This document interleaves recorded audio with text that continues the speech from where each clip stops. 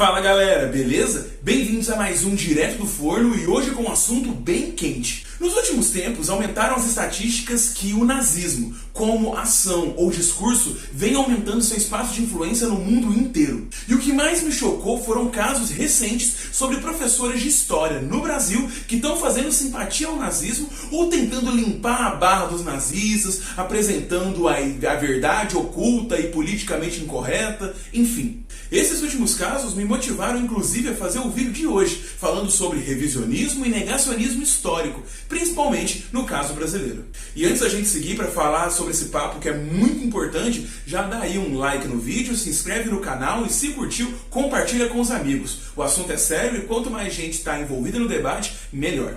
Primeiramente, deixa eu falar aqui sobre os conceitos de revisionismo e negacionismo. Revisionismo, como a palavra radical já mostra, simboliza uma revisão.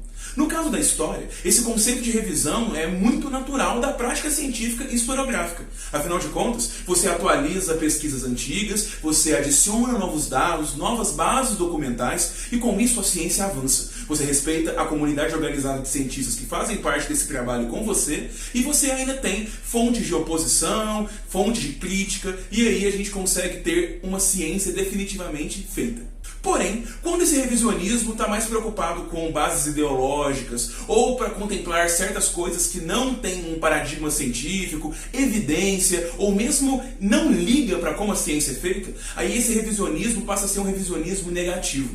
Então, dá sim para esse revisionismo como conceito atender tanto a atualizações, que podem ser inclusive positivas, como por exemplo a inserção de mulheres e minorias na história, quando a gente for ensinar isso na sala de aula, como pode ser algo negativo, que não liga para a ciência, inventa dados e ignora a comunidade organizada científica. Já o negacionismo, que não é a mesma coisa que revisionismo, mas pode caminhar de mãos dadas com esse revisionismo, é uma prática sistemática de negação. Você literalmente está negando qualquer base científica que foi feita para você ter uma afirmação a qual você está indo contra e você utiliza da sua visão, na maioria das vezes sem metodologias confiáveis por pares, sem uma revisão realmente sistemática para ver se funciona e acaba dessa forma criando pseudociências, relatos sem verdade alguma.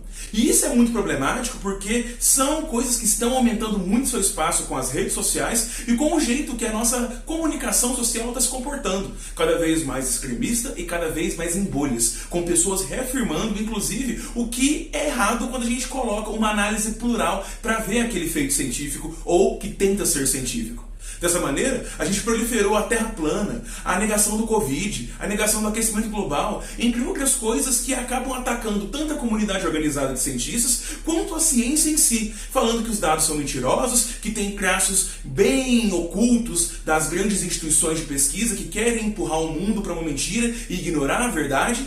E olha que muitos negacionistas sempre estão lutando pela sua liberdade ou pela verdade, lá nos slogans deles. E, portanto, o negacionismo é uma coisa que, por definição, já deve ser combatido por quem defende uma prática científica plural e que, principalmente, valida os feitos de outras pessoas em tribunais que a gente chama de análises de pesquisa e bancas, para a gente ter mais opiniões sobre aquilo do que é feito. E o revisionismo na história, que puxa esse negacionismo como verdade sistemática, mas baseada em mentiras, fica muito forte quando a gente fala de determinados assuntos. E o maior assunto dele, sem dúvida alguma, é o Holocausto. Quando a gente pega evidências de como foi feita a pesquisa para analisar a culpa dos nazistas, os planos de organização de extermínio de judeus, a política sistemática de campos de trabalho e de extermínio que foram os campos de concentração, muitos desses negacionistas tentam empurrar uma certa revisão dessas pesquisas, definitivamente negando o que foi feito por anteriores pesquisadores, para empurrar a versão negacionista deles, e pronto. Você tem editoras, livros e pesquisadores que estão colocando uma negação do Holocausto, por exemplo, e acabam ignorando tudo que foi feito por cientistas que a gente pelo menos pode avaliar por universidades ou instituições. Dessa maneira, a gente vai ter exemplos muito categóricos, como o David Irving, um historiador inglês negacionista do Holocausto, assim como também Siegfried Zewangler, espero ter acertado a pronúncia, senão está aqui para vocês na legenda, que foi um historiador brasileiro que fundou a chamada editora Revisão nos anos 80, uma editora focada em falar a verdade que era ocultada por pessoas com interesses escusos. Então, é uma editora que publicava integralistas, diretores da KKK, também nazistas, entre outras figuras extremistas e que acabavam defendendo desigualdade de raças, extermínio de minorias, entre outras políticas raciais. E eu preciso falar desde já que o que eu estou falando aqui não coloca a ciência como algo impessoal e desprendida de ideologias. Todo historiador ou pesquisador de ciências humanas sabe que as suas opiniões e vivências acabam influenciando bastante na sua pesquisa, na linguagem utilizada, nos meios, nas metodologias, faz todo um universo muito à parte para fazer a ciência da ciência humana.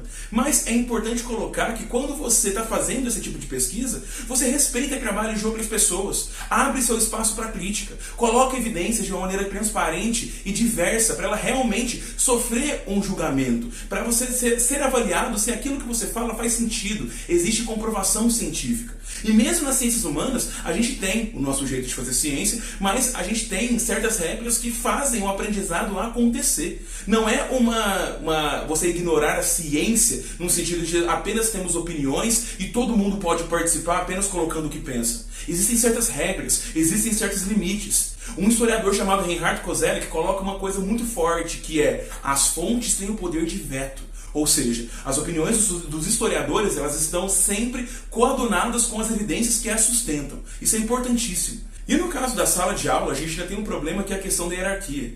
Muitos professores de história acabam sendo carismáticos ou têm opiniões irreverentes sobre determinado assunto, falam de atualidades e coisas que tocam os alunos de um jeito mais palpável. E quando acontece algum tipo de opinião desse nível, como dos professores que passam pano para Hitler, a gente tem muitas gerações de alunos que passaram por isso calados. A gente não tinha um confrontamento aberto.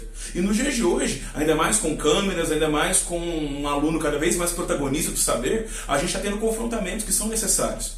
A gente, obviamente, não pode transformar a escola numa campanha de caça às bruxas. Mas opiniões como opiniões nazistas não devem estar no mesmo nível do que discutir opiniões políticas. E por fim, galera, lembrar sempre que o nazismo ele passou por um processo de grande desnazificação.